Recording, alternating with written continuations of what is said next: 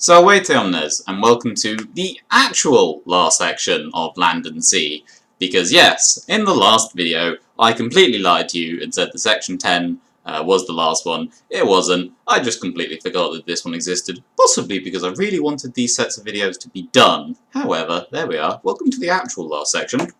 Again, video, fast. So this section follows directly on from section 10. Hannibal's men have spent all that time making the cliff where the landslide happened traversable, breaking up the rocks and building that road down the side of the cliff, zigzagging from side to side. 4 days, quadriduum, were consumptum, were spent, were consumed.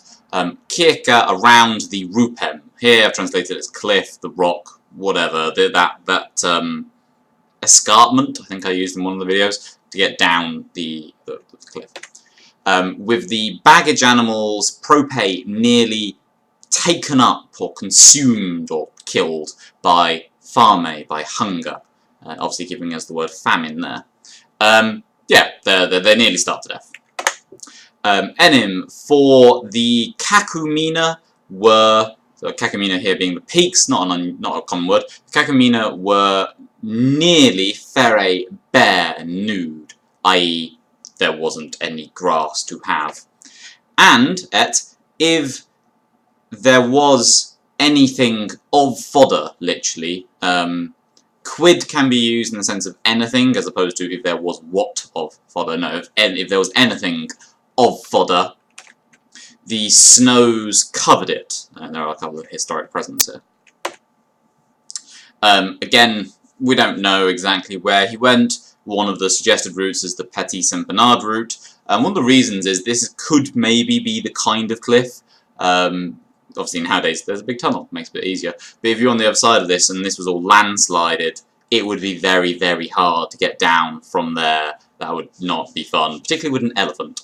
And indeed, in winter, if it looked like this, it would be very possible for your baggage animals to just starve to death, because all the food that you take up the mountain, that weighs quite a lot, so you need more animals to take it up, and that's not fun. This is part of the reason why a lot of scholars do think that the whole business in section 10 of them using vinegar on the rocks probably is made up. It was probably just cold water. Anyway, the lands, not given. Locus is normally a second declension masculine word. Here it's been translated, here it's been written as a neuter, second declension neuter word. This is slightly unusual, it does happen.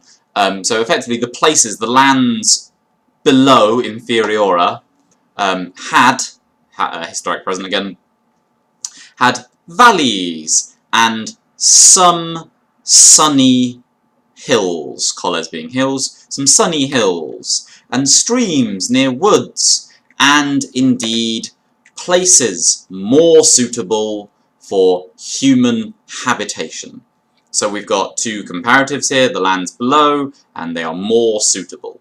They're not necessarily suitable, because remember, this is still fairly high up, relatively speaking, and it is still late autumn, possibly into winter by this stage. No, still late autumn. But you know, it will be a lot nicer than being on the tops of the Alps. It's a very nice image here, you know, the sunny hills and the little rivers. Ah, it's lovely. There, the animals, the baggage animals, were sent into fodder, as in to go graze, and rest was given to men tired from building.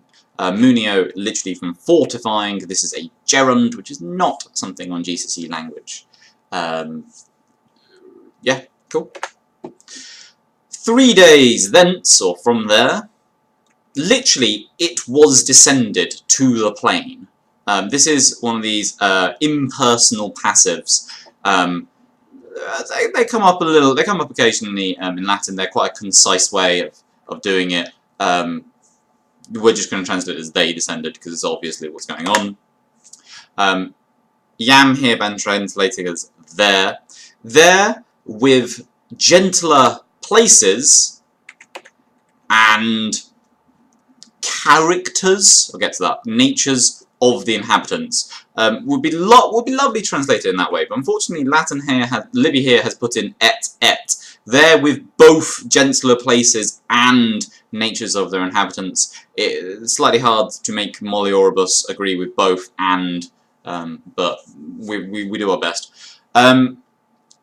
What does he mean when he says gentler natures of their inhabitants? Probably in the sense that the hill tribes on the top of the Alps have been continually attacking Hannibal, whereas now they've got down a little bit lower, the people are a little bit more chill, and they're being murdered less, which is nice. Is this perhaps, if they were continuing on that route from the Thuil Valley, is this perhaps the nice sunny bit that they're sort of seeing, although this is in July, I think this particular picture was taken. But, you know, considerably down the hill, it might be a bit nicer and sunnier. Mostly, or very greatly technically, but mostly in hoc modo, this way. Again, we've got one of these impersonal passives. Literally, it was reached, but they arrived, or they reached into Italy. In the Quinto Mense, in the 5th month, from Nova Carthagine, New Carthage. As some authors literally are. Livy likes to talk about different sources. One of his major sources was the Greek historian Polybius. This is what he says, basically. Polybius says this. But Livy did also use some other sources, so he likes to occasionally be like, some people say this. With the Alpibus, with the Alps having been overcome or conquered in Quinto Decimo in 15 days.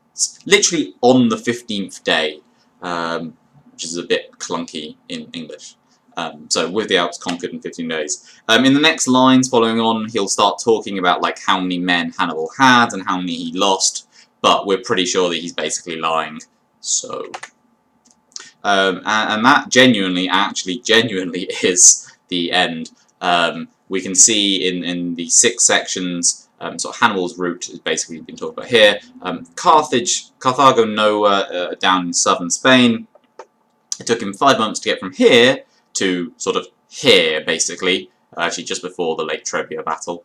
And all of that, 15 days is spent in the Alps. And 15 days isn't that long, it's 2 weeks, isn't it? But you can imagine 15 days in late autumn with all the snow, and you don't really know where you're going, you keep getting attacked, and occasionally you just find a complete cliff face.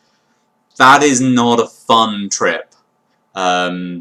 So if we're looking for the overall theme here, it's obviously talking about, yes, fine, land and sea, how do people move around, but also just the difficulty of those journeys, and eventually overcoming the journey. Pliny arrives at his province, despite the difficult journey with all the boats and getting ill.